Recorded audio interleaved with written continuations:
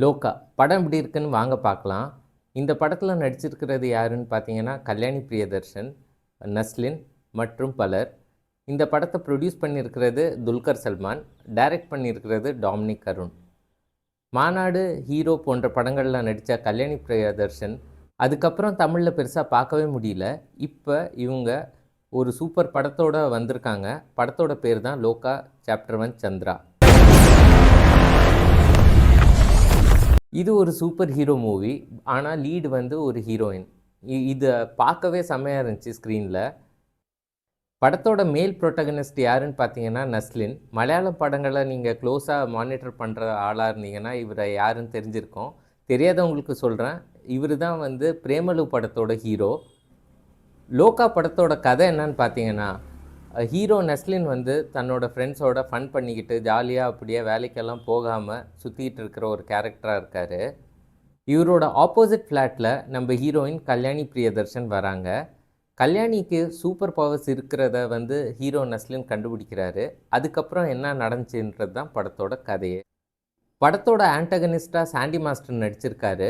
First half ஃபுல்லாக பார்க்கும்போது பெருசாக இவருக்கு ரோலே இல்லையேன்னு நினச்சிக்கிட்டு இருந்தேன். பட் செகண்ட் ஹாஃபில் மிரட்டி விட்டாருங்க. இவ்வளோ பெரிய ரோலுக்கு சாண்டி மாஸ்டர் ஃபுல் ஜஸ்டிஸ் பண்ணியிருக்காரு. டைரக்டர் டாமினிக் அருணோட செலெக்ஷனுக்கு ஒரு பெரிய தம்ஸ்அப்பே கொடுக்கலாம். படத்தில் நிறைய ஃபன் மொமெண்ட்ஸ் இருக்கும். எஸ்பெஷலி ஹீரோவோட இன்னசென்ஸ் அண்ட் அவரோட ஃப்ரெண்ட்ஸோட அவர் பண்ணுற ஃபன் எல்லாமே ரொம்பவே ரசிக்கும்படியாக இருந்துச்சு. நீங்கள் எக்ஸ்பெக்டே பண்ணாத நிறையா கேமியோஸ் படத்தில் இருக்கும். ஒரு செம்ம பேங்கரான ப்ரீ இன்டர்வல் போர்ஷன் இருக்கும். அது செம்மையாக இருந்துச்சு தேட்டரில் பார்க்க.